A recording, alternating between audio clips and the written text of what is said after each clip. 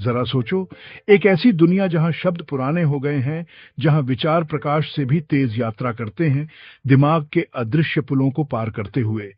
ये है टेलीपैथी का आकर्षण, भौतिक इंद्रियों की सीमाओं के बिना संवाद करने की क्षमता। ये एक ऐसा कॉन्सेप्ट है जिसने सदियों से मानवता को मोहित किया है, प्राचीन मिथकों और आधुनिक वैज्ञानिक एक्सप्लोरेशंस में अपनी जगह बनाई है, और दूसरों के विचार हमारे दिमाग में बोधगम्य गूंज बन जाते हैं। टेलीपैथी अपने शुद्धतम रूप में बिना किसी भौतिक माध्यम की आवश्यकता के एक मन से दूसरे मन में विचारों का संचरण है। ये एक मौन बातचीत है, शब्दों और इशारों से परे इथेरियल स्पेस में दिमागों का मिलन है। ये अवधारणा मानव इतिहास में एक आवर्ती विषय रहा है, जो संस्कृतियों और समय अवधि में विभिन्न रूपों में दिखाई देता है। प्राचीन दार्शनिकों ने चेतना की प्रकृति और भौतिक शरीर की सीमाओं को पार करने की उसकी क्षमता पर विचार किया। टेलीपैथी का आकर्षण न केवल अपनी असाधारणता से उपजा है, बल्कि मानवीय संपर्क में क्रांति लाने की अपनी क्षमता से भी उपजा है। एक ऐसी दुनिया की कल्पना कीजिए जहां संचार तात्कालिक और सहज हो, जहां भाषा की बाधाएं टूट जाती हैं। टेलीपैथी में विश्वास केवल प्राचीन मिथकों और किंवदंतियों तक ही सीमित नहीं है। ये आधुनिक दुनिया में भी गूंजता रहता है। जुड़वा बच्चों के बीच टेलीपैथिक अनुभवों के वास्तविक खातों से लेकर मानसिक क्षमताओं के दावों तक, मन से मन संवाद का विचार लोकप्रिय संस्कृति और लोक कथाओं में बना रहता है। जबकि विज्ञान इस सवाल से जूझ रहा है कि क्या टेलीपैथी एक वास्तविक घटना है, अनगिनत व्यक्ति दावा करते हैं कि उन्होंने इसे खुद अनुभव किया है। ये वृत्तांत, जो अक्सर गहरे व्यक्तिगत और भावनात्मक रूप से आवेशित होते हैं, संबंध और समझ की गहरी मानवीय इच्छा की बात करते हैं। समकालीन समाज में टेलीपैथी की दृढ़ता मन के रहस्यों के साथ हमारे स्थायी आकर्षण को उजागर करती है। निर्णायक वैज्ञानिक प्रमाणों की कमी के बावजूद एक ऐसी दुनिया का आकर्षण जहां विचारों को रेडियो तरंगों की तरह प्रसारित किया जा सकता है, हमारी कल्पनाओं को मोहित करना और मानव चेतना की पूरी क्षमता को समझने की हमारी खोज को बढ़ावा देना जारी रखता है। सिक्स्थ सेंस की अवधारणा अक्सर टेलीपैथी के साथ जुड़ी होती है। यह मायावी भावना, जिसे अक्सर इंट्यूशन और एक्स्ट्रा सेंसरी परसेप्शन ईएसपी कहा जाता है, देखने, सूंघने, स्वाद, स्पर्श और सुनने की 5 पारंपरिक इंद्रियों से परे जानकारी को समझने की क्षमता का सुझाव देती है। ईएसपी के समर्थकों का तर्क है कि यह व्यक्तियों को ज्ञान और जागरूकता के एक ऐसे दायरे में प्रवेश करने की अनुमति देता है जो सामान्य धारणा के लिए दुर्गम है। वे इस छिपी हुई भावना के प्रमाण के रूप में पूर्व सूचनाओं, सहज अंतर्दृष्टि और व्यक्तियों के बीच प्रतीत होने वाले अकथनीय संबंधों के वास्तविक खातों की ओर इशारा करते हैं। हालांकि वैज्ञानिक समुदाय बड़े पैमाने पर ईएसपी और टेलीपैथी को लेकर संशय में है। इन दावों का समर्थन करने वाले लगातार प्रतिलिपि प्रस्तुत करने योग्य प्रायोगिक डेटा की कमी ने कई वैज्ञानिकों को इन्हें इच्छाधारी सोच या प्राकृतिक घटनाओं की गलत व्याख्या के रूप में खारिज कर दिया है। सिक्स्थ सेंस के अस्तित्व और टेलीपैथी से उसके संभावित संबंध पर बहस, साजिश और विवाद दोनों का स्रोत बनी हुई है। सेक्शन 5, महाभारत की टेलीपैथी की कहानी। महाभारत प्राचीन भारत के 2 प्रमुख संस्कृत महाकाव्यों में से एक सम्मोहक कथा प्रस्तुत करता है जो टेलीपैथी के इर्द गिर्द घूमती है। पारिवारिक संघर्ष और धर्म की महाकाव्य की विशाल कहानी के भीतर हमारा सामना संजय की कहानी से होता है, जो एक सारथी है जिसे ऋषि व्यास ने टेलीपैथी के दिव्य उपहार से नवाजा है। संजय की असाधारण क्षमता उसे कुरुक्षेत्र युद्ध की घटनाओं को देखने की अनुमति देती है, जहां पांडव और कौरव, एक ही परिवार की 2 शाखाएं, वर्चस्व की लड़ाई में भिड़ती हैं। नेत्रहीन राजा धृतराष्ट्र, कौरवों के पिता, युद्ध के मैदान में अपने पुत्रों के भाग्य को जानने के लिए तरसते हैं।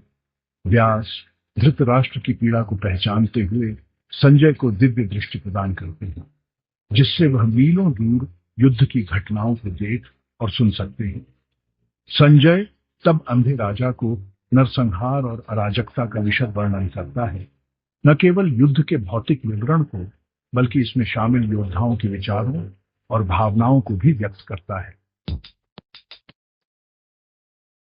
सेक्शन 6 विज्ञान उठाता है सवाल।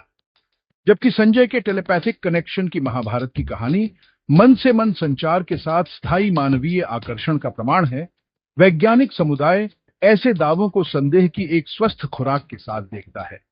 एक स्पष्ट रूप से परिभाषित तंत्र की कमी जिसके द्वारा टेलीपैथी हो सकता है, इसकी वैज्ञानिक स्वीकृति के लिए एक महत्वपूर्ण चुनौती बनती है।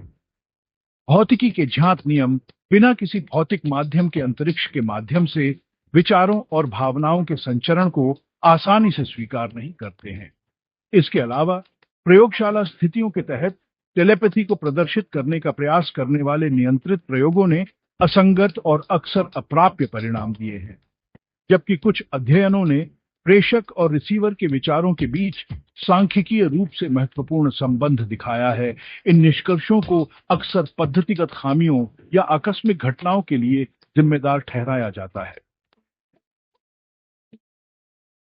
Section 7 Neuralink. क्या यह दूरी कम कर सकता है? वैज्ञानिक बाधाओं के बावजूद विचार संचरण की शक्ति को समझने और संभावित रूप से उसका उपयोग करने की खोज जारी है।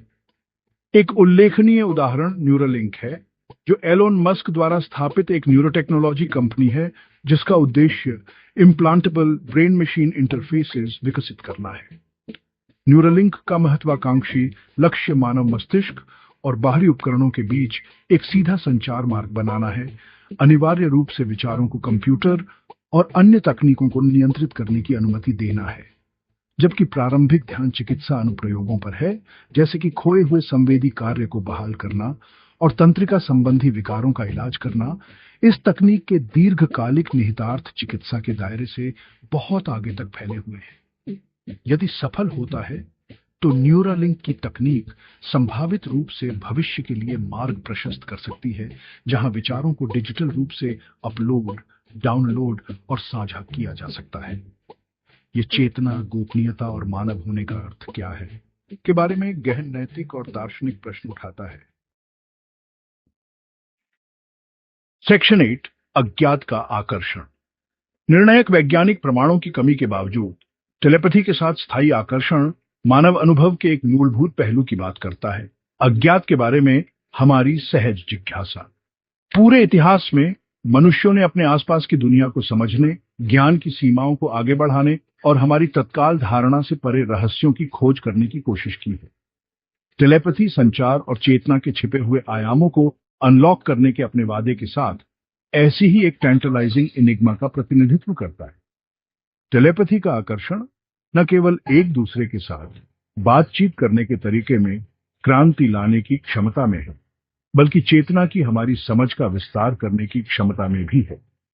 यदि विचारों को वास्तव में भौतिक सीमाओं की बाधाओं के बिना प्रेषित और प्राप्त किया जा सकता है, तो यह स्वयं और अन्य की हमारी धारणाओं को चुनौती देता है, व्यक्तिगत दिमागों के बीच की रेखाओं को धुंधला करता है और एक गहरे अंतर संबंध पर इशारा करता है। सेक्शन 9 जीवन के ताने बाने में टेलीपैथी।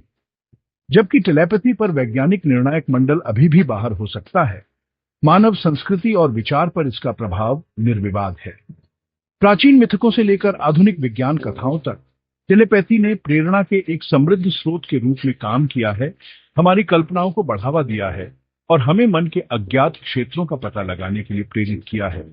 साहित्य में टेलीपैथी को एक प्लॉट डिवाइस, एक महाशक्ति और मानव संबंधों की जटिलताओं के लिए एक रूपक के रूप में नियोजित किया गया है।